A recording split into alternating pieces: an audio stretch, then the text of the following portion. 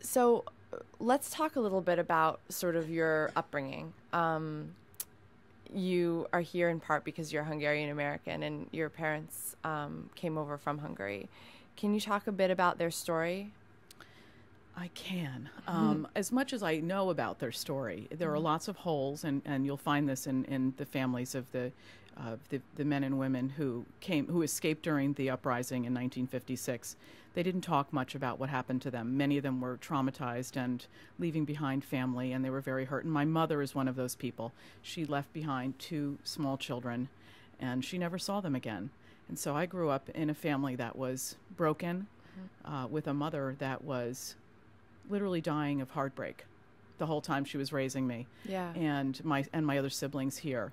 So it was very painful. It was a long, horrible sort of a childhood. I didn't fully understand what had happened to her until I was an adult and I had my own son when he was 2 years old, and I was watching him, and I can remember it because it was just an epiphany.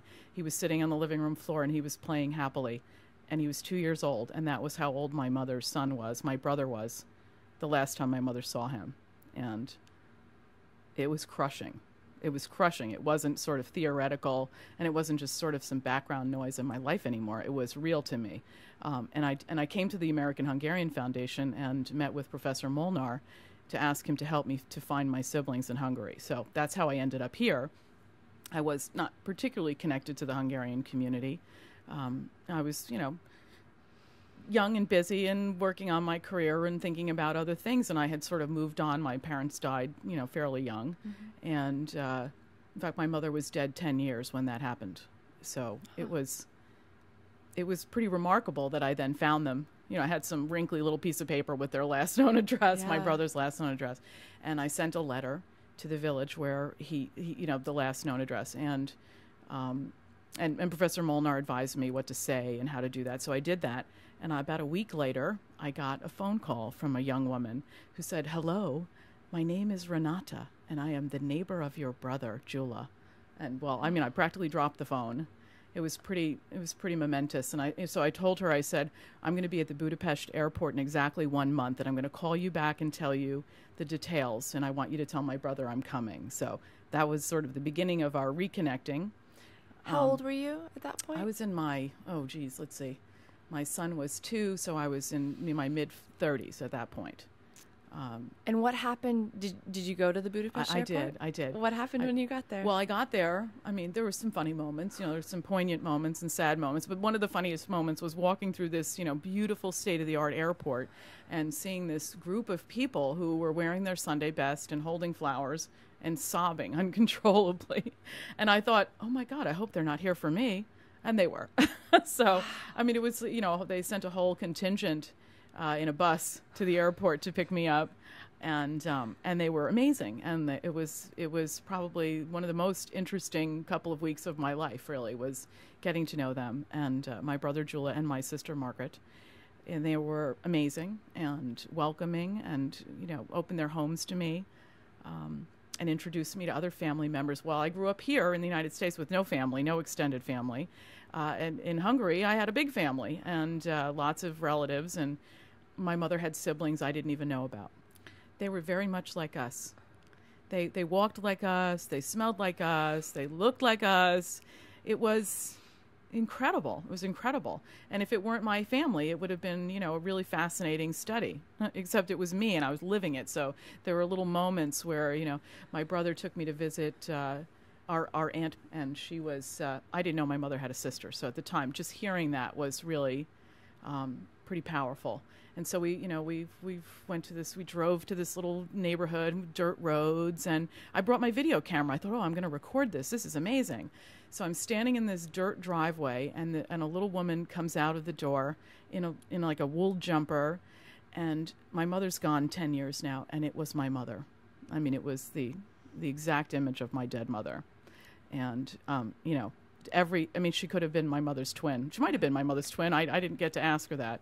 And she brought me into the house, and she sat me down, and, everybody's watching. And actually, when I saw her, I dropped the camera in the dirt. So all you hear is, oh and an expletive and into the dirt it goes. I never actually filmed it because I was so living the moment. I was in that moment with her, and she brought me to the house, and she had a little box on her shelf, a little wooden box, and she opened it up and she took a picture of me as a little girl, as a 5-year-old girl in a little party dress, the one I had on my shelf at home, and she pulled it out and she said, "It was the only letter I ever got from your mother."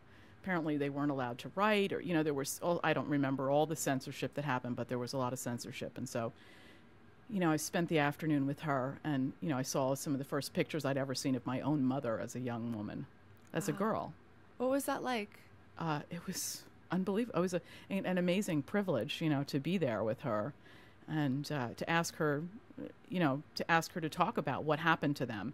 And she knew a little bit, but she was a young girl when it all, things that transpired in their family. So she had little bits and pieces, and I had little bits and pieces, and we had to speak through a translator. That was a little bit complicated. They brought me some kid from the Peace Corps he was lovely, and his English was impeccable, but his Hungarian was as bad as mine. So, we managed to communicate, but it wasn't as easy as I'd hoped, the communicating. So I sketched some of her photos. I sketch portraits and things. So I sketched some of the photos I couldn't take with me. I didn't dare ask her for those photos into my journal, and brought them back with me. But wow. Yeah, it was just, and every day was full of moments like that on the trip. It was, remarkable. You said that your mother never mentioned her sister when you were little. What information did you get from her? Well, I think my mother talked a lot about what happened to her and her family when I was a little girl. And there's a few problems with that. One of them is that the other members in our sort of circle of community and family didn't really want her to talk about it anymore. They wanted her to shut up and forget about it. And she had a series of nervous breakdowns. Nobody was helping her to get her kids back. And so she, her mental status deteriorated. She spent time in mental hospitals. By the time they finished treating her and getting her to stop ranting about all of these things that had happened to her, believing they were untrue, or not fully understanding that they were in fact true things that had happened to her, she stopped talking. She stopped saying and asking for. She started writing. She did write a series of letters, and she wrote, I would watch her write these letters at the kitchen table, and she would cry and write these letters, and we would make these packages to send to Hungary. And I have those letters now. I have them. And I tried to have them translated. They're so sad that the translator refused to finish the job for me. And she said, "You should never read them." I have never read them. I have them, and I'm afraid to read them. I'll have a nervous breakdown. They are the letters that my mother wrote to her son. I don't have my sister's letter, but to her son, all while he was growing up. That was his mother in those letters. Yeah. So, yeah. What was it like? What was your impression when you were little? I mean, you have a lot of empathy now, but I imagine it wasn't so easy when you were a kid. I know. I was confused most of the time. I had questions. I didn't understand, what had happened to my mother. I heard other adults saying, don't listen to her. She's crazy. She wasn't crazy. She had been traumatized and she needed help. But, there was very little understanding of mental health issues. And trauma counseling in those days, and she had other children, so she was just supposed to get on with her life, but that didn't work. I mean, I had a long-standing battle with my dad over that. Frankly, I hated him. Even as a child, I understood you don't get over that. You don't just walk away. Maybe you walk away from your parents. I mean, people are expected to grow up and leave their parents, but you're not expected to grow up and leave your children. So it was a very different impact on a young woman. And she was a kid. I mean, in today's terms.